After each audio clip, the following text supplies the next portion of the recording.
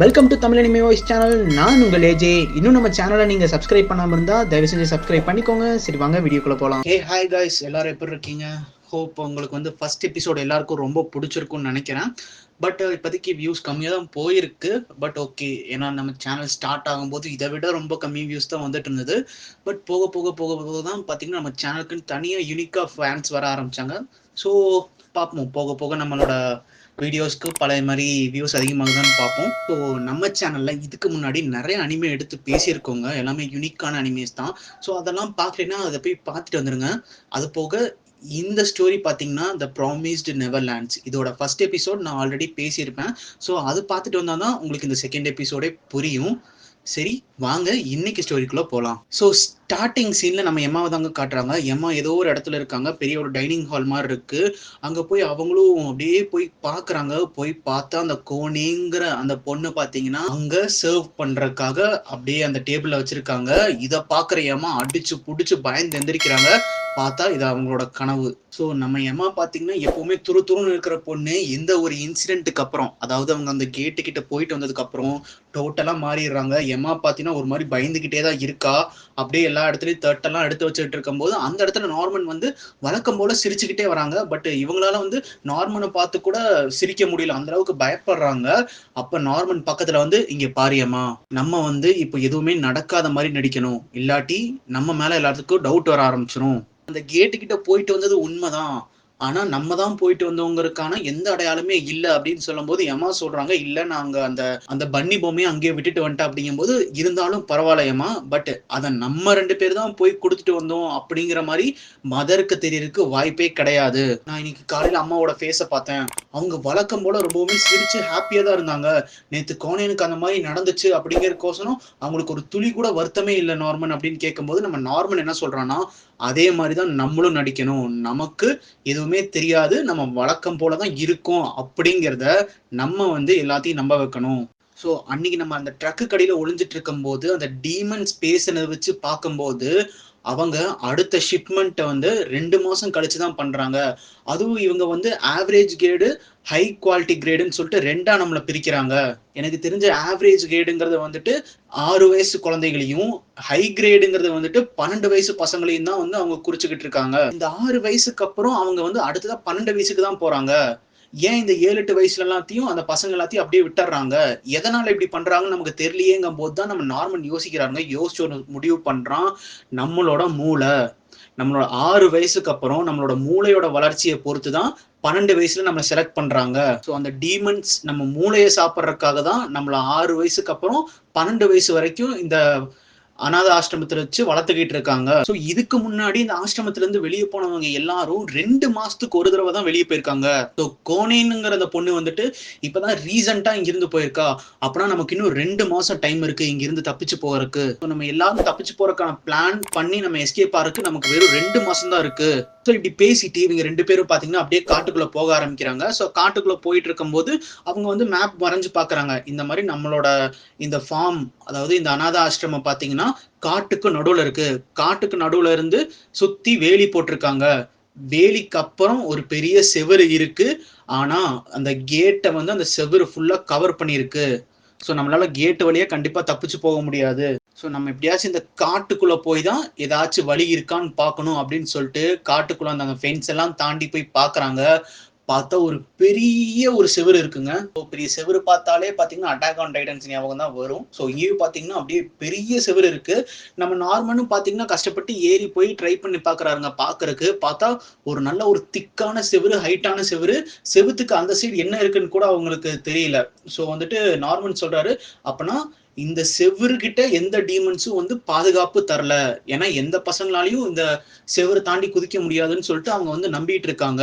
So main கேட்டால நம்மளால தப்பிச்சு போக முடியாது. ஸோ கண்டிப்பா இந்த செவுத்தை தாண்டி குதிச்சுதான் நம்ம இங்கிருந்து தப்பிச்சாகணும் அப்படின்னு சொல்ல அங்க மணி அடிக்கிற சத்தம் கேட்குதுங்க. ஸோ இந்த மணி அடிக்கிற சத்தம் கேட்டா எல்லாத்தையும் லஞ்ச் பிரேக். ஸோ எல்லாரும் வந்துடணும். ஸோ எமாவும் நார்மலும் பார்த்தீங்கன்னா அடிச்சு பிடிச்சி சீக்கிரமா ஓடி போறாங்க. ஸோ எல்லா பசங்களும் அங்க இருக்காங்க. ஸோ மதரும் அங்க இருக்காங்க. அப்போ ஒரு குட்டி பையன் பாத்தீங்கன்னா அந்த இடத்துக்கு ஓடி வரான். இந்த மாதிரி தான் கூட விளாண்டு இருந்த ஒரு சின்ன பொண்ணு காணாம போயிட்டா, அவ எங்க இருக்கான்னு தெரியல, என்னை மன்னிச்சிருங்கன்னு சொல்லி அழுதுட்டு இருக்கும் போது அந்த மதர் என்ன பண்றாங்கன்னா, அவங்க கையில இருக்கிற ஒரு பாக்கெட் வாட்ச் எடுத்து எல்லாரும் முன்னாடி ஆன் பண்றாங்க. ஸோ அப்படியே அதுல டைம் பாக்குற மாதிரி பாக்குறாங்க. ஸோ அப்படியே க்ளோஸ் பண்ணிட்டு அவங்க பார்த்தீங்கன்னா அந்த காட்டுக்குள்ள நடந்து போக ஆரம்பிக்கிறாங்க. இதை வந்துட்டு நம்ம நார்மன் நோட்டீஸ் பண்றான். ஸோ காட்டுக்குள்ள போன அந்த மதரும் பார்த்தீங்கன்னா கொஞ்ச நிமிஷத்திலேயே காணாம பொண்ணை பார்த்தீங்கன்னா கையோட கூட்டிட்டு வராங்க. ஏன்னா அந்த பொண்ணு தூங்கிடுச்சாமா காட்டுக்குள்ளார. ஸோ அந்த குழந்தைய தூக்கிட்டு வராங்க. ஸோ எல்லா பசங்களும் ரொம்ப ஹாப்பியா இருக்காங்க. இதை வந்துட்டு நம்ம நார்மனும் எம்மாவும் வந்து நோட் பண்றாங்க. அது எப்படி அவ்வளோ பெரிய காட்டுக்குள்ள இந்த சின்ன பொண்ணு காணாம போயிருக்கா, ஆனா மதர் சீக்கிரமா போய் கண்டுபிடிச்சு கூட்டிட்டு வந்துட்டாங்க. அப்பனா நம்ம உடம்புல நம்ம எங்க போறோம் அப்படிங்கிறத கண்டுபிடிக்கக்கூடிய ஒரு ட்ராக்கிங் டிவைஸ் இருக்குது. மதர் கையில இருக்கிறது சாதாரண வாட்ச் கிடையாது. நம்ம எல்லார் மேலேயும் ஒரு ட்ராக்கர் இருக்கு. அந்த ட்ராக்கரை ட்ராக் பண்ணக்கூடிய டிவைஸ் தான் நம்ம மதர் கையில வாட்ச் மாதிரி வச்சிருக்காங்க. ஸோ அது போக நம்ம நார்மன் இங்கதாங்க ஒரு விஷயத்த சொல்றான். நம்ம மதர் வேணும்னு தான் நம்ம எல்லாரும் முன்னாடி அந்த வாட்ச் எடுத்து காட்டியிருக்காங்க. அப்பதான் அந்த கேட்டு கிட்ட போனவங்களுக்கு வந்து தெரிய வரும், இந்த மாதிரி நீங்க எங்க போனாலுமே என்னால உங்களை சீக்கிரம் கண்டுபிடிக்க முடியும்டா அப்படிங்கறது காட்டுறதுக்கோசரம் தான் மதர் வேணும்னே நம்ம எல்லாரும் முன்னாடியும் அந்த வாட்சை ஆன் பண்ணி பார்த்து கரெக்டா அந்த பொண்ணை போய் கண்டுபிடிச்சிட்டு வந்திருக்காங்க. ஸோ மதருக்கு கண்டிப்பா டவுட் இருக்கு, யாரோ அந்த கேட்டு கிட்ட வந்திருக்காங்கன்னு. அதை கண்டுபிடிக்கிறதுக்காக தான் இதை பண்றாங்க. அவங்க கன்ஃபார்மா சொல்றாங்க, உங்களால இங்க இருந்து தப்பிக்கவே முடியாதுங்கடா அப்படிங்கறது காட்டுறதுக்காக தான் இப்படி ஒரு அந்த வாட்ச் டெக்னிக்கை அவங்க யூஸ் பண்ணியிருக்காங்க அப்படின்னு காட்ட நம்ம மதரோட ஃபேஸையும் காட்டுறாங்க. அப்படியே வில்லத்தனமா சிரிச்சுக்கிட்டு வராங்க. அப்படியே நைட் ஆகுதுங்க. நம்ம நார்மலும் எம்மாவும் பேசிட்டு இருக்கும் போது நம்ம எம்மா கேட்கறா, இந்த மாதிரி நம்ம மேல ட்ராக்கிங் டிவைஸ் இருக்குன்னா அப்போ கண்டிப்பா இங்க கேமரா மைக் எல்லாம் இருக்கணும்ல அப்படின்னு கேட்கும்போது நம்ம நார்மல் சொல்றான், இல்ல இல்ல நான் ஆல்ரெடி அதை செக் பண்ணிட்டேன், நம்ம மேல ட்ராக்கிங் டிவைஸ் இருக்கு, ஆனா எங்க இருக்குன்னு நமக்கு தெரியல, ஆனா இங்க சுத்தி எந்த கேமராஸும் மைக்கும் எதுவுமே இல்ல அப்படின்னு அவங்க சொல்றாங்க. ஸோ நம்ம எமாவும் நார்மலும் அப்படி நடந்து போயிட்டு இருக்கும்போது அங்கே இன்னொரு பையன் வராங்க. ஸோ அந்த பையன் வந்துட்டு டே நார்மன் இங்கே வா, எனக்கு கொஞ்சம் ஹெல்ப் பண்ணு அப்படின்னு சொல்லும்போது நம்ம நார்மன் பார்த்தீங்கன்னா எமாவை ஒரு இடத்துல விட்டுட்டு அப்படியே கொஞ்சம் தூரம் பக்கத்துல இருக்கிற ரூம் வரைக்கும் போகிறான். நம்ம எமாவும் பார்த்தீங்கன்னா அங்கே காணியோட அந்த ஃபோட்டோஸ் எல்லாம் இருக்கும், அதெல்லாம் பார்த்து அப்படியே ஃபீல் பண்ணிக்கிட்டு இருக்கிற மாதிரி காட்டுறாங்க. அப்படியே நம்ம நார்மன் பார்த்தீங்கன்னா அந்த ரூமுக்கு போயிட்டு ரிட்டர்ன் எமாவை பார்க்க வந்துகிட்டு இருக்கும்போது நம்ம எமா பின்னாடி நம்ம மதர் நின்னுகிட்டு என்னாச்சு எமா அப்படின்னு கேக்குறாங்க. இத பாக்குற நார்மன் பாத்தீங்கன்னா அப்படியே பயத்துல அப்படியே ஒளிஞ்சு நின்று பாத்துட்டு இருக்கான். நம்ம எமாவும் பாத்தீங்கன்னா நம்ம மதரை பார்த்து ஃபர்ஸ்ட் பயப்படுறாங்க. இல்லம்மா எனக்கும் பாத்தீங்கன்னா ரொம்பவுமே வருத்தமா இருந்தது, கூடிய சீக்கிரம் நானும் இந்த இடத்த விட்டு போயிருவேன்ல, ஸோ உங்க எல்லாத்தையும் ரொம்ப மிஸ் பண்ணுவேன்ல, அதை நினைச்சு பார்த்து ரொம்ப ஃபீல் பண்ணிக்கிட்டு இருந்தேன் அப்படின்னு சொல்லிட்டு அவங்க மதரை கட்டி பிடிச்சிக்கிறாங்க. நம்ம எமாவும் பாத்தீங்கன்னா ரொம்ப சந்தோஷமா அவங்க அம்மாவை கட்டி பிடிச்சிக்கிறாங்க.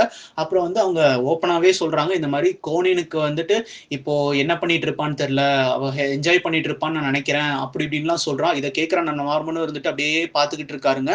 ஸோ நம்ம மதரும் பார்த்தீங்கன்னா அப்படியே எமாவை பார்க்குறாங்க. ஸோ எமா சிரிச்சுக்கிட்டு தான் இருக்கா அப்படின்னு சொல்லிட்டு அப்படியே இருக்கும்போது அந்த இடத்துல நம்ம ரே வந்துட்டு ஒரு பெல் மாதிரி அடிக்கிறாரு. ஸோ இந்த பெல் அடிச்சுட்டு எல்லாரும் டின்னர் வந்துடணும் அப்படின்னு சொல்லிட்டு எல்லாருமே அந்த இடத்துக்கு வராங்க. ஸோ அந்த நார்மன் பார்த்தீங்கன்னா அப்போ கரெக்டாக எமா கிட்ட வந்துட்டு எமாவா நம்ம போய் சாப்பிடலாம் அப்படின்னு சொல்லிட்டு எமாவை கூட்டிட்டு போயிட்டு இருக்காரு ஸ்டெப்ஸ்ல. அப்ப நம்ம மதர் வந்து கேக்குறாங்க, இந்த மாதிரி நீங்க 2 பேரும் கேட்டு கிட்ட வந்தீங்களா இல்லையா அப்படின்னு கேட்கும்போது அவங்க 2 பேரும் ஒரு செகண்ட் ஸ்டாப் பண்ணி யோசிச்சுக்கிட்டே அப்படியே திரும்பி நம்ம நார்மன் பதில் சொல்றோம், என்னது கேட்டு கிட்ட போறோமா, அதெல்லாம் நம்ம ரூல்ஸ்க்கு அகேன்ஸ்ட் ஆச்சே, நாங்க இங்கேயே தான் இருக்கோம் அப்படிங்கும்போது நம்ம மதர் என்ன சொல்றாங்கன்னா, ஓகே நீங்க கேட்டு கிட்ட போகலைன்னா அப்போ ஒரு பிரச்சனையும் இல்லை, நீங்க போலாம் போய் சாப்பிடுங்க, நான் கொஞ்ச நேரத்துல வந்துடுறேன் அப்படின்னு சொல்லிட்டு போறாங்க. அப்படியே அவங்களும் பாத்தீங்கன்னா ஸ்டெப்பை விட்டு அப்படியே கீழே இறங்கி கொஞ்சம் தூரம் வந்ததுக்கு அப்புறம் நம்ம எமாவால நிக்க கூட முடியலங்க. கால் அப்படி நடுங்குது பயத்துல. அப்படியே உட்காந்துட்டாங்க. என்னால முடியல, நான் சொதப்பிடுவேன்னு நினைச்சேன், ஆனா எப்படியோ சமாளிச்சிட்டேன் போல இருக்கு அப்படிங்கும்போது நம்ம நார்மன் கை கொடுக்குறாருங்க எந்திரிக்கும் போது. நம்ம நார்மனுக்கே பாத்தீங்கன்னா பயத்துல கை நடுங்கிட்டு இருக்கு. பட் 2 பேரும் கையை கொடுத்துட்டு நம்ம ஏதாச்சும் பண்ணியே ஆகணும், இங்க இருக்கிற எல்லா பசங்களையும் நம்ம காப்பாத்தி தான் ஆகணும் அப்படின்னு அவங்க முடிவு பண்றாங்க. ஸோ நைட்டு நேரத்துல யாருக்கும் தெரியாம நம்ம நார்மனும் எமாவும் அவங்களோட ஸ்டோரேஜ் ரூம்குள்ள போறாங்க. ஸோ அங்க ஏதாச்சும் கயிறு கீது கிடைக்குதா அப்படின்னு பார்க்கும்போது அவங்களுக்கும் பாத்தீங்கன்னா கயிறு கிடைக்குது. அதை எடுத்துட்டு வந்துட்டு அந்த செவுத்து பக்கத்துல ஒரு மரம் இருக்குங்க, அந்த மரத்து இருக்கிற அந்த பொந்துல பாத்தீங்கன்னா அந்த கயிறை ஒளிச்சு வச்சுக்கிறாங்க. ஸோ இப்போ அப்படியே அடுத்தது பேச ஆரம்பிக்கிறாங்க. சரி ஓகே, நம்ம அந்த செவுத்தை ஏறி போறதுக்கு கயிறு கிடைச்சிருச்சு, ஆனா இந்த காதுல இருக்கக்கூடிய அந்த ட்ராக்கிங் டிவைஸ் எப்படி எடுக்கிறது, ஏன்னா எனக்கும் பாத்தீங்கன்னா மிஷின்ஸை பத்தி அவ்வளோக்கா தெரியாது ஏமா அப்படின்னு சொல்லி நம்ம நார்மன் சொல்லிட்டு இருக்கும்போது அப்ப வந்துட்டு நம்ம எம்மா சொல்றாங்க, இந்த மாதிரி நம்ம ஏன் ரே கிட்ட உதவி கேட்க கூடாது, ரேவும் நம்மள மாதிரி பெரிய பையன் தான், ஸோ அவன் இதை புரிஞ்சுப்பான் அப்படி இப்படின்னு கேட்கும்போது நம்ம நார்மன் சொல்றாரு, அப்படியா சரி ரே கிட்ட போய் நானே பேசுறேன், நான் இங்க இருந்து போயிட்டு நம்ம ஆசிரமத்துல இருந்து அவங்க கிட்ட பேசுறேன் அப்படின்னு சொல்லும் போது அந்த இடத்துக்கு ரேவே வந்துடுறாரு. ஏன் இப்பவே சொன்னா என்ன அப்படின்னு சொல்லிட்டு அந்த இடத்துக்கு ஸ்ட்ரெயிட்டாவே வந்துடுறாருங்க. இந்த மாதிரி நம்ம ரே என்ன சொல்றாருன்னா, இந்த மாதிரி நான் உங்க 2 பேத்தையும் ஃபாலோ பண்ணிட்டு வந்தேன், நீங்க வந்துட்டு அன்னைக்கு நைட்டு வெளியே போயிட்டு வந்ததுல இருந்தே உங்களோட பிஹேவியரே சரியில்லை. ஸோ உங்ககிட்ட பேசணும்னு தோணுச்சு, அதனாலதான் இவ்வளவு தூரம் வந்தேன் அப்படின்னு சொல்ல, நம்ம நார்மனும் எமாவும் பாத்தீங்கன்னா நடந்த எல்லா விஷயத்தையுமே சொல்றாங்க. ஸோ இதையும் நம்ம ரே கேட்கிறாருங்க. நம்ம ரே இருந்துட்டு புரிஞ்சுக்கிறாரு. டக்குன்னு இருந்துட்டு ஓகே நம்ம எப்படி தப்பிக்க போறோம் அப்படின்னு தான் கேட்கிறாரு. ஸோ இதை பார்க்குற எமாக்கும் ஷாக்கு. நீ எப்படிடா டக்குன்னு நம்புன அப்படின்னு கேட்கும்போது சிம்பிள். ஏன்னா நார்மன் ஒரு விஷயத்த சொல்றான்னா அதை கண்டிப்பா நம்புவேன். ஏன்னா நார்மன் வந்துட்டு ஒரு ஜீனியஸ். அவன் உன்ன மாதிரி ஒரு விளையாட்டு பையன் கிடையாது. ஸோ நார்மனே இவ்வளவு சீரியஸா சொல்றான்னா நான் கண்டிப்பா நம்பிதான் ஆகணுமா அப்படின்னு சொல்ல, ஸோ இவங்க 3 பேரும் சேர்ந்து எப்படி தப்பிக்கலாம் டிசைட் பண்ணிட்டு இருக்காங்க. அப்பதான் எமாவும் நார்மனும் சொல்றாங்க, இந்த மாதிரி நம்ம 3 பேர் மட்டும் தப்பிக்க போறது இல்ல, அங்க இருக்கக்கூடிய எல்லா பசங்களையும் நம்ம தப்பிக்க வைக்க போறோம். அப்படிங்கும் போது நம்ம ரேவாலேயே ஒத்துக்க முடியலங்க. எப்படி எல்லா பசங்களையும் எப்படி நீங்க கூட்டிட்டு தப்பிப்பீங்க? நம்ம 3 பேர் தப்பிக்கிறதுனா நம்மளால ஈஸியா தப்பிக்க முடியும். நீங்க தான் இப்ப புரிஞ்சுக்காம பேசுறீங்க. ஏன்னா இது வந்து டீமனுக்காக தான் நம்மளை வந்து ஃபுட்டா வந்து இங்க ப்ரிப்பேர் பண்ணிட்டு இருக்கிறதா நீங்க சொல்றீங்க. அப்படி பார்த்தா இந்த செவுத்துக்கு அந்த சைடு என்ன ஆபத்து இருக்குன்னே தெரியல. நம்மளால இந்த செவுத்தை விட்டு தப்பிச்சு அந்த சைடு போனாலும் எல்லா பசங்களாலையுமே சர்வைவ் பண்ண முடியுமான்னு தெரியல. ஸோ இது அந்த ரிஸ்க் நீ எடுத்தே ஆகணுமா அப்படின்னு கேட்கும்போது நம்ம எமா என்ன சொல்றாங்கன்னா, இங்க பா, இங்க அவங்க இங்கேயே கிடக்கட்டும், கொஞ்ச நாள்ல செத்துருவாங்க அப்படின்னு சொல்லி இவங்களை விட்டுட்டு போறதை விட இவங்களை இந்த இடத்த விட்டு காப்பாத்திட்டு போயிட்டு அங்க எப்படியாச்சும் நம்ம சர்வை பண்ணலாம் அப்படிங்கிற நம்பிக்கை தான் எனக்கு அதிகமா இருக்கு. ஸோ நம்ம கூட இருக்க எல்லா பசங்களையும் நம்ம காப்பாத்தி கூட்டிட்டு போய் தான் ஆகணும் ரே அப்படின்னு சொல்ல, நம்ம ரே இன்னுமே அதை அக்செப்ட் பண்ண மாட்டேறாருங்க. இதை பத்தி நார்மன் கிட்டையும் கேட்கிறாரு. நார்மன் நீ புத்திசாலி, நீயே சொல்லு, இது கண்டிப்பா ஒர்க் அவுட் ஆக போறது இல்ல, எல்லாத்தையும் நம்மளால காப்பாத்திட்டு கூட்டிட்டு போக முடியாது, தப்பிக்கிறோங்கிற பிளான எல்லாத்துக்கிட்டையும் சொல்லிட்டு இருந்தீங்கன்னா ஏதாச்சும் ஒரு சின்ன பையன் பாத்தீங்கன்னா அதை ஒத்துக்க மாட்டான். அவங்க அம்மா நம்ம மதர் கிட்ட போய் சொல்லிடுவான். நம்மளோட டோட்டல் பிளானுமே பாத்தீங்கன்னா கொலாப்ஸ் ஆயிரும். ஸோ இதை நீ புரிஞ்சுக்கணும், எம்மாவை சொல்லி அதை புரிய வைக்க பாரு அப்படின்னு சொல்லும்போது நம்ம நார்மன் சொல்றாரு, இந்த மாதிரி நான் ஆல்ரெடி ட்ரை பண்ணி பார்த்துட்டேன் எம்மாவை கன்வின்ஸ் பண்றதுக்கு. எம்மா எந்த பசங்களையும் விட்டுட்டு வரமாட்டா. ஏன்னா எம்மா வந்துட்டு எல்லா பசங்களையுமே அவ்வளோ லவ் பண்றா, எல்லாருமே தன்னோட குடும்பத்துல ஒருத்தங்களா அவ பாக்குறா. ஸோ என்னால அவளை கன்வின்ஸ் பண்ண முடியல, அவ என்ன கன்வின்ஸ் பண்ணிட்டா. நான் பிளான் போடுறேன், நம்ம எல்லாரும் சேர்ந்து ஒர்க் பண்றோம், கண்டிப்பா இங்க இருக்கக்கூடிய எல்லா பசங்களையும் நம்ம இங்க இருந்து தப்பிக்க வைக்க முடியும். நம்மள கண்காணிக்கிறதுக்கு வெறும் மதர் மட்டும் தான் இருக்காங்க. ஸோ பிரச்சனை இருக்காது. ஸோ ரேவும் பாத்தீங்கன்னா இப்போதைக்கு ஒத்துக்கிட்டாருங்க. ஸோ எல்லாரும் பாத்தீங்கன்னா திரும்பவும் ஆசிரமத்துக்குள்ள வந்துடுறாங்க. ஸோ அங்க மதர் வந்துட்டு புதுசா 2 பேத்த வந்து இன்ட்ரடியூஸ் பண்றாங்க. இந்த மாதிரி ஒரு சின்ன குழந்தை வந்துட்டு நம்மளோட ஃபார்முக்கு வந்திருக்கு. அது போக உங்க எல்லாத்தையும் டேக் கேர் பண்ணிக்கிறதுக்காக இன்னொரு மதர், அசிஸ்டன்ட் மதரையும் பாத்தீங்கன்னா நான் வர வச்சிருக்கேன் அப்படின்னு சொல்லியிருக்காங்க. ஸோ இங்க இதை பாக்குற ரே, நார்மன், எமா 3 பேருமே ஷாக் ஆகுறாங்க. இங்க மதர் மட்டும்தான் பிரச்சனைன்னு நம்ம பார்த்துட்டு இருந்தோம், இப்ப என்னடானா புதுசா ஒரு கேரக்டர் வந்திருக்கு, இவளையும் தாண்டி நம்ம எப்படி தப்பிக்க போறோம் அப்படிங்கிற மாதிரியே குழப்பத்துல பாத்துக்கிட்டு இருக்காங்க. அந்த புது கேரக்டரும் பாத்தீங்கன்னா அவங்கள பார்த்து சிரிக்குது, நம்ம மதரும் பார்த்து சிரிக்கிறாங்க. அப்படியே இந்த எபிசோட கட் பண்றாங்க. ஸோ இன்னும் இவங்களோட பிளான்ல என்னென்ன தடை வரப்போகுது, இவங்க எப்படி தப்பிப்பாங்களா மாட்டாங்களா அப்படிங்கிற எல்லாத்தையும் பார்த்தீங்கன்னா வரப்போற எபிசோட்ல நம்ம பார்க்கலாம். ஸோ இந்த வீடியோ உங்களுக்கு பிடிச்சிருந்தா மறக்காம கீழே லைக் பண்ணிட்டு கமெண்ட் பண்ணுங்க. ஸோ அது போக நான் நிறைய கமெண்ட்ஸ் படிச்சு பார்த்தேன். ப்ரோ நீ செத்துட்டேன்னு பார்த்தேன், ப்ரோ இந்த அனிமே நான் ஆல்ரெடி சஜஸ்ட் பண்ணேன். ஸோ எல்லா கமெண்ட்ஸும் நான் படிச்சு பார்த்துட்டு தாங்க இருக்கேன். இவ்வளோ நாள் கழிச்சு எனக்கு சப்போர்ட் பண்றீங்க. So thanks for your support. நான் சொன்ன மாதிரி இன்ஸ்டாகிராம்லயும் என்னை ஃபாலோ பண்ணதுக்கு ரொம்பவுமே தேங்க்ஸ். ஸோ நிறைய அனிமேஸ் பார்த்தீங்கன்னா நம்ம பேசலாம்னு சொல்லி தான் எடுத்து வச்சிருக்கோம். அது போக இன்ஸ்டாகிராம்லயும் பார்த்தீங்கன்னா இனிமேல் அப்டேட்ஸ் லைனாக வரும். ஸோ அதுக்கான நான் ஒர்க்ல தான் பார்த்தீங்கன்னா கொஞ்சம் கான்சென்ட்ரேட் பண்ணிட்டு இருக்கேன். இந்த வீடியோ உங்களுக்கு பிடிச்சிருந்ததுன்னா இந்த வீடியோ பத்தின கமெண்ட் சொல்லுங்க. நம்ம சேனல் இன்னும் நீங்க சப்ஸ்கிரைப் பண்ணலினா தயவு செஞ்சு சப்ஸ்கிரைப் பண்ணிக்கோங்க. அது போக அந்த பெல் ஐக்கானையும் கிளிக் பண்ணிக்கோங்க. அப்பதான் நம்ம போடுற வீடியோவோட நோட்டிபிகேஷன் உங்களுக்கு வரும். நம்ம சேனல் இதுக்கு முன்னாடி நிறைய அனிமே எடுத்து பேசியிருக்கோங்க, அது பார்க்கலனா அதையும் போய் பாருங்க. இந்த மாதிரி கதை கேட்கக்கூடிய ஃப்ரெண்ட்ஸுக்கும் ஷேர் பண்ணுங்க. நம்ம சேனலோட டெலிகிராம் லிங்க்கும் இன்ஸ்டாகிராம் லிங்க்கும் உங்களுக்கு நான் டிஸ்கிரிப்ஷன்ல தரேன். ஃபாலோ பண்ணாதவங்களாம் போய் ஃபாலோ பண்ணிக்கோங்க. நாளைக்கு இந்த அனிமையோட அடுத்த 2 எபிசோடோட உங்களை சந்திக்கிறேன். தேங்க்யூ.